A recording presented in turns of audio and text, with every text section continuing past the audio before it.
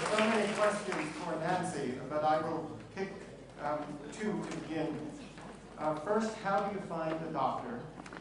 And second, people with MS may have other issues that need attention. Isolation, managing fear, safety, legal issues, insurance issues, etc. Where do we go outside of our appointments to find the best resources? The first question is depending on where you live, you have access to different doctors. If you go to a doctor and you don't think that doctor is giving you the attention and time or giving you the right answers, you owe it to yourself to always get a second opinion. That's really, really important. Living in Los Angeles, we have access to great universities, great hospitals, great doctors. Not everybody has that, so it's really important to go outside of that and check it out in different cities if you need to. Sometimes your insurance won't cover it, but it's really important no matter what you can possibly do is to get second opinions. Another part of second opinions is not just asking doctors, it's asking other patients who have what you have.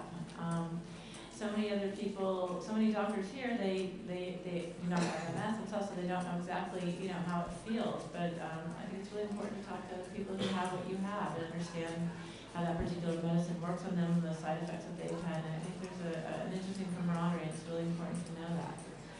The other question was being an advocate and what do you do? As far as insurance, medical isolation, things like that. I did write a book called Lean on Me, which addresses so many of those issues. It's a very hard, quick answer to give you, but I think no matter what, you need to be proactive. It's important to create a medical team around you, your family, your friends, and everybody who supports you. Sometimes when you have MS, you go to a doctor, you don't hear everything the doctor says. It's always really good to have somebody go with you to take notes, because you never hear everything. You need to have an advocate to help you financially. There's different ways around different things. No matter how much money you do or don't have does not mean you do not deserve to have the best health care. And you have to fight to get it no matter what you do. To Michelle, can you comment on vigorous physical exercise, including Feldenkrais? Sure. So the role of physical exercise and vigorous physical exercise, I think, was one of the specific points. I think what's really important for people, like many people have been saying, is to individualize. And if you aren't exercising at all right now, going from 0 to 100 overnight is not going to work for you.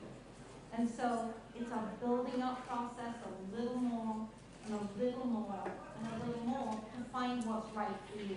And there may be people for whom vigorous exercise works, but it's really not what's necessary. I think it is really important that everybody with MS finds a way that they can exercise and that works for them, and to really build that very slowly so that they don't over-exercise and then get so much fatigue that they feel lousy and do nothing, then over-exercise and get into one of those yo-yos. And that's pretty easy to do. But rather to be patient with yourself and really build it up and find that sweet spot that gives you extra energy, which exercise can do to build your fitness, rather than overdoing and then exhausting yourself. So I think that answers that. To Feldenkrais, I think it's one approach and really helps people with that posture and with position and really using their bodies efficiently. And so that may, again, individually work for some of you, but it's certainly not the be-all and end-all of how to do it. The best exercise is the one that you'll do. Claudia, a number of questions about organic food, lifestyle, optimism. Could you comment upon how you live your life with MS? Well, I think optimism is a good way to describe it. I've always been very optimistic, and when I was diagnosed 22 years ago, I was diagnosed with progressive MS.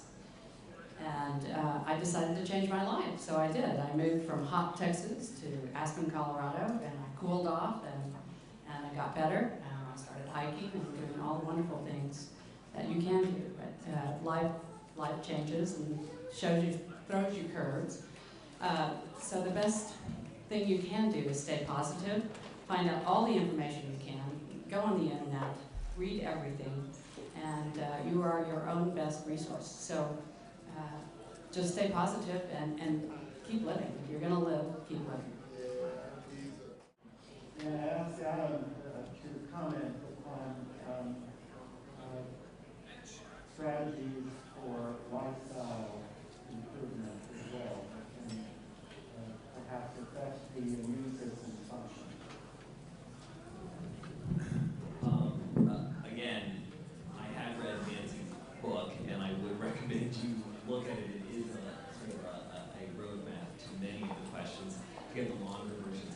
I mean, I think the short version is that what we as doctors know, based on evidence-based medicine, we've got the studies, they tell us what we can tell you based on large studies, is about 30% of what you need to know. So a lot of it is reading, talking to one another, and listening to us as the experts, because Nancy said each and every one of you is an expert because you had to figure out that 70% on your own. So we encourage you to talk to one another after we're done telling you the 30% of what we know based on the studies.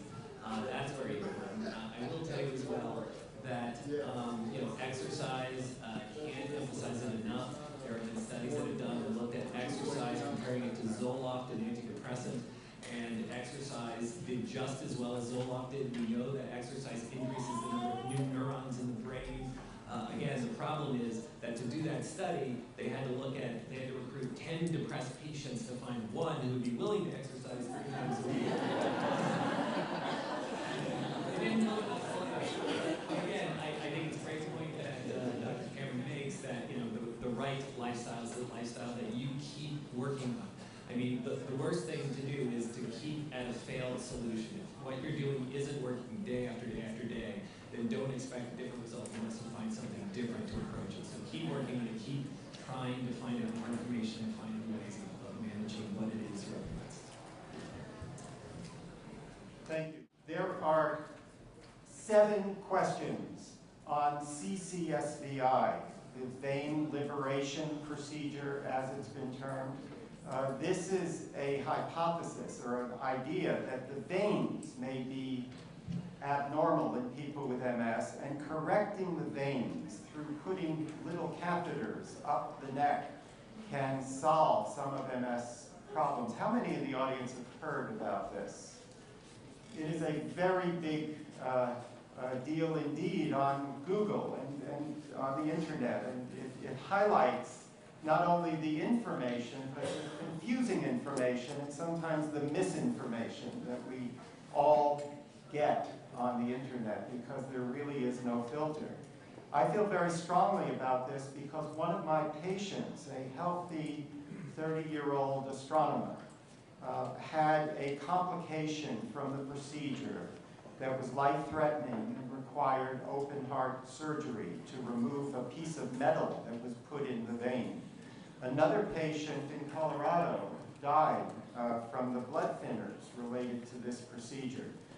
So I would answer these questions by saying that the evidence is slimmer than slim that correcting veins will help people with MS, but that also studies are being done that will get to the bottom of this very quickly.